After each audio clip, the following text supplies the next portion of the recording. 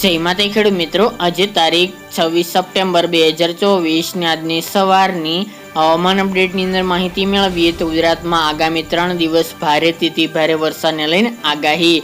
આગામી દિવસોમાં દક્ષિણ ગુજરાત અને સૌરાષ્ટ્રમાં પડી શકે છે ભારે વરસાદ સાથે જ હળવા મધ્યમ વરસાદને લઈને પણ સંભાવનાઓ છે. તો વિસ્તારો વાઇઝ અપડેટ મેળવીશું. આગામી 3 દિવસ દરમિયાન કયા ભાગોની અંદર વરસાદની સંભાવનાઓ છે તેની સંપૂર્ણ અપડેટ મેળવીશું. ચેનલમાં નવા હોય તો ચેનલને સબસ્ક્રાઇબ કરી નાખજો અને વિડીયોને લાઈક આપીને શેર કરી દેજો. ગુજરાતની અંદર આવો ધીરે ધીરે જેમ સિસ્ટમ ગુજરાત નજીક આવી રહી છે તેમ વરસાદની માત્રાની સાથે વિસ્તારમાં પણ વધારો થતો જોવા મળી રહ્યો છે.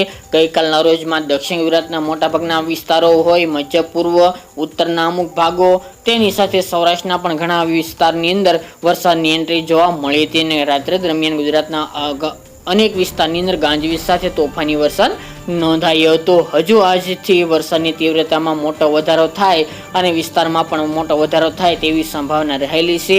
આજે 26 તારીખની બપોર બાદ અને રાત્રે દરમિયાન ભારેથી ભારે વરસાદની પણ સંભાવના રહેલી છે. અમુક વિસ્તારની અંદર વાત કરીએ તો આજે બપોર બાદની અપડેટની અંદર જેમાં દક્ષિણ ગુજરાતની અંદર સુરત, વલસાડ, વાપી, કપરાડા, વાની, ભરૂચ, અંકલેશ્વર, નર્મદા, ડેડિયાપાડા સહિતના દક્ષિણ ગુજરાતના ભાગોની અંદર ભારે વરસાદની સંભાવના છે, જેમની અંદર હળવાથી લઈને ભારે વરસાદ નોંધાઈ શકે છે.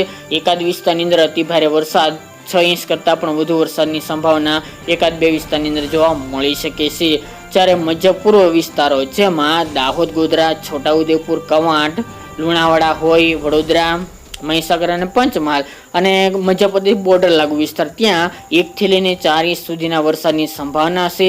મધ્યમ હળવા ભારે વરસાદ ત્યાં પણ જોવા મળશે. મધ્ય ગુજરાત, અમદાવાદ, ગાંધીનગર, ખેડા, આણંદ, બોરસદ, તારાપુર એ જિલ્લાઓની અંદર સામાન્યથી લઈને હળવા વરસાદની સંભાવના રહેલી છે. એકાદ વિસ્તારની અંદર 1 ઇંચ સુધીના વરસાદો જોવા મળે આજે તેવી સંભાવના દેખાઈ રહી છે. અરવલ્લી, સાબરકાંઠા એ વિસ્તારની અંદર મધ્યમથી ભારે વરસાદ નોંધાઈ શકે છે.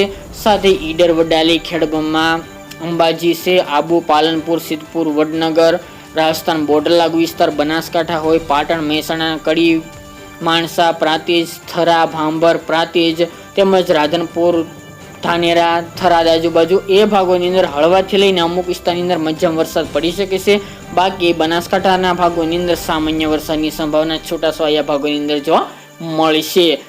જ્યારે કચ્છ જિલ્લાની વાત કરીએ તો ભુજ, રાપર, ખાવડા, વાગડ વિસ્તાર અને ગાંધીધામ જે ઉત્તર લાગુ અને સૌરાષ્ટ્ર લાગુ વિસ્તાર છે કચ્છના એ ભાગોની અંદર હળવાથી મધ્યમ વરસાદની સંભાવના છે. જ્યારે મુંદ્રા હોય, નલિયા જે પશ્ચિમ કચ્છના વિસ્તારો છે તેમાં નહિવત વરસાદની સંભાવના દેખાઈ રહી છે. સૌરાષ્ટ્રની વાત કરીએ તો ભાવનગર, અમરેલી, બોટાદ અને ગીર સોમનાથ આ ભાગોની અંદર 1 થી લઈને 5 ઇંચ સુધીના વરસાદો જોવા મળશે. જેમની અંદર અમુક ભાગોની અંદર ભારે વરસાદનું અનુમાન રહેલું છે અને અમુક ભાગોની અંદર 5 ઇંચ સુધીના વરસાદ પણ નોંધાય તેવી સંભાવના રહેલી છે. ત્યાં પણ હળવા મધ્યમ ભારે વરસાદ નોંધાઈ શકે છે. રાજકોટ જિલ્લા અને સુરેન્દ્રનગર એમાં પણ હળવાથી લઈને મધ્યમ વરસાદ નોંધાશે.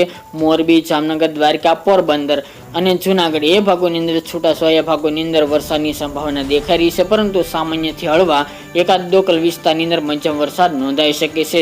જુનાગઢની અંદર વરસાદની સંભાવના થોડી વધુ જોવા મળશે. વાત કરીએ તો 27 તારીખ દરમિયાનની 27 તારીખ દરમિયાન વરસાદની તીવ્રતામાં મોટો વધારો થઈ શકે છે, જેમની અંદર ખાસ કરીને અરબી સમુદ્રના દરિયા લાગુ વિસ્તાર, સૌરાષ્ટ્ર વિસ્તાર, ભાવનગર, તળાજા, મહુવા, જેસર, બગદાણા આ ભાગોની અંદર ભારે વરસાદ નોંધાશે. તેમજ અમરેલીના બગસરા, ધારી, ખાંભા, જાફરાબાદ જેવા ભાગોની અંદર પણ મધ્યમથી ભારે વરસાદનું અનુમાન છે. બોટાદ, રાણપુર, ગઢડામાં પણ હળવાથી ભારે વરસાદ પડી શકે છે. જૂનાગઢ, ગીર સોમનાથ, વેરાવળ, તુલસીધામ એ ભાગોની અંદર પણ મધ્યમથી ભારે વરસાદનું અનુમાન 27 તારીખ દરમિયાન જોવા મળશે. બાકીના રાજકોટ, સુરેન્દ્રનગરમાં હળવા મધ્યમ વરસાદની સંભાવના છે. દ્વારકા, જામનગર, પોરબંદર અને મોરબીમાં છૂટાછવાયા ભાગોની અંદર સામાન્યથી હળવો વરસાદ પડી શકે છે. કચ્છમાં પણ આપણે જણાવ્યા મુજબના વિસ્તારો ગાંધીધામ, ભુજ, રાપર, અંજાર, ભચાઉ, માંડવી સુધીના ભાગોની અંદર સામાન્યથી લઈને મધ્યમ વરસાદ 1 થી 2 ઇંચ સુધીના પડી શકે છે. આગામી 3 દિવસ દરમિયાન ઉત્તરની અંદર બનાસકાંઠા, પાટણ, મહેસાણા એ જિલ્લાની અંદર સામાન્ય વરસાદ, અમુક જગ્યાએ મધ્યમ ઝાપટા પડશે. અરવલ્લી, સાબરકાંઠાના ભાગોની અંદર વરસાદની તીવ્રતા વધુ જોવા મળશે. દાહોદ, ગોધરા, મહીસાગર, પંચમહાલ તેમજ ગોધરા હોય, વડોદરા, છોટાઉદેપુર અમદાવાદ, ગાંધીનગર, ખેડા એ ભાગોની અંદર પણ 1 થી લઈને 3 ઇંચ સુધીના વરસાદો 27 તારીખ દરમિયાન જોવા મળશે. એકાદ વિસ્તારમાં અતિ ભારે વરસાદનું અનુમાન દેખાઈ રહ્યું છે, જે પૂર્વના ભાગો છે તેમાં, મધ્ય ગુજરાતની અંદર નહીં. દક્ષિણ ગુજરાતની અંદર ભારે વરસાદનું અનુમાન 3 દિવસ દરમિયાન યથાવત જોવા મળશે. સુરત હોય, વલસાડ, વાપી, કપરાડા, વાની, ભરૂચ, અંકલેશ્વર, નર્મદા સહિતના ભાગોનો સમાવેશ જોવા મળી રહ્યો છે. 28 તારીખની વાત કરીએ તો વરસાદની તીવ્રતા થોડી ઘટી શકે છે. તેની સાથે વિસ્તારમાં પણ થોડો ઘટાડો થઈ શકે છે. જેમ સિસ્ટમ ગુજરાતમાંથી આગળ વધશે તેમ અલગ અલગ ભાગોની અંદર વરસાદની તીવ્રતા આની સાથે વિસ્તારોમાં વધારો થતો જોવા મળશે. સાથે જ આ રાઉન્ડ 60 થી લઈને 70% ગુજરાતના વિસ્તારની અંદર જોવા મળશે, પરંતુ સાર્વત્રિક નહીં હોય, જેની તમામે ખેડૂત ભાઈ નોંધ લેવી. એમાં પણ ગાજવીજ સાથે તોફાની વરસાદ નોંધાઈ શકે છે. 28 તારીખ દરમિયાન પણ દક્ષિણ ગુજરાતના ભાગો હોય કે પછી સૌરાષ્ટ્રના ભાગો હોય, જે આપણે જણાવ્યા મુજબના વિસ્તારમાં ભારેથી ભારે વરસાદ નોંધાઈ શકે છે આ 3 દિવસ દરમિયાન. જ્યારે કચ્છના ભાગોની અંદર સામાન્યથી મધ્યમ વરસાદ, ઉત્તર ગુજરાતની અંદર પણ હળવા સામાન્ય વરસાદ, મધ્ય પૂર્વના ભાગોની અંદર પણ હળવા મધ્યમ એકાદ વિસ્તારની અંદર ભારે વરસાદ પડી શકે છે 28 તારીખ દરમિયાન પણ. અને દક્ષિણ ગુજરાતની અંદર તમામ જિલ્લાઓની અંદર ભારેથી ભારે વરસાદનું અનુમાન રહેલું છે, જેની તમામે ખેડૂત ભાઈ નોંધ લેવી. તો મિત્રો, આ અત્યારની વહેલી સવારની અપડેટ. ફરી એક નવા વિડીયો સાથે મળીશું.